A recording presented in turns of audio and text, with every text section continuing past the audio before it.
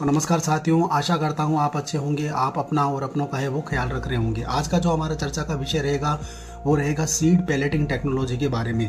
Seed balloting technology क्या होती है? आजकल आपने देखा होगा कि जो छोटे सीड्स आते हैं जैसे सरसों का, रायडा, तारामीरा और जो अपने पालक के सीड, छोटे छोटे जो सीड होते हैं वो क्या होते हैं, जब हम बीज में लगाते हैं फील्ड में या फिर नर्सरी में लगाते हैं तो क्या होता है, एक की जगह 5-6 वो सीड लग जाते हैं या बीज है वो बिजान हो जाता है। किसानों को बहुत बड़ा नुकसान होता है इसमें। जब कोई किसान है वो ज़्यादा एरिया में उसको ग्रो करता है तो उस चक्कर में क्या होता है, हम क्या करते हैं सीड पैलेटिंग टेक्नोलॉजी में सीड्स को है वो कोटिंग करते हैं। 4-5 टाइप की उसको कोट करके सीड्स को है वो बड़ा है वो साइज का बना देंगे, गोल जैसा साइज का हम बना देंगे, ताकि है जब सोइंग करेगा किसान तो उसको एक प्रॉपर हैंडलिंग हो जाए, प्रॉपर उसके हाथ में सीड आ जाए।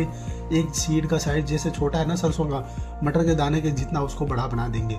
बड़ा बना के देंगे तो क्या होगा, वो जब हम डालेंगे ज़मीन में तो उर्वरक क्षमता और जो वो क्या होगा पानी का है वो ऑब्जर्व करेगा। इससे क्या होगा, पौधा है वो ज़्यादा पानी को धीरे धीरे ऑब्जर्व करेगा और साथ में पौधे की ग्रोथ भी है वो अच्छी होगी।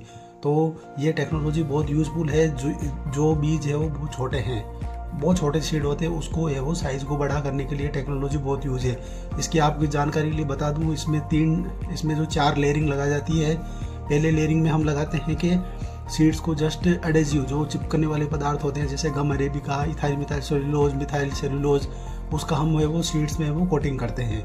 उसके बाद में दूसरी लेयरिंग लगाई जाती है फिलर मटेरियल की। फिलर मटेरियल में जिप्सम और लाइम का हम यूज़ कर सकते हैं। तीसरी जो लेयरिंग होती है वो माइक्रो न्यूट्रिएंट्स की होती है, जैसे जिंक, एमएन, कॉपर, आयरन, उनकी हम वो लेयरिंग लगा देते हैं। चौथी जो फाइनल लेयरिंग होगी वो होगी हमारी, जो अप्लाई करना चाहते हैं, जैसे फॉर एग्जांपल माइक्रो न्यूट्रिएंट, जैसे फॉर एग्जांपल ये माइकोराइजा हुआ, ट्राइकोडर्मा हुआ, शोडोमोनास हुआ, बायो कंट्रोल एजेंट हुआ, कोई फंजीसाइड हुआ, कोई इंसेक्टिसाइड हुआ, कोई पेस्टिसाइड हुआ, वो उसकी लेयरिंग लगा के हम लोग क्या है उसको सीड को ट्रीट करके सुखा के है वो सोइंग करते हैं। इसका ये फ़ायदा होता है कि जब हम ज़मीन में उसको लगाएंगे बीज को तो वो धीरे धीरे पानी को है वो सो करेगा, जिससे है क्या, अगर हम पैलेटिंग नहीं करते सीधा लगाते हैं तो क्या है, पानी में ज़मीन है वो ज़मीन के पानी को सीड है वो सीधा ऑब्जर्व करता है, सीधा खींचता है। तो इससे क्या होता है, जो इंटरनली जो डैमेज सीड का जो अंदरूनी हिस्सा है वो ख़राब होने का चांस रहता है।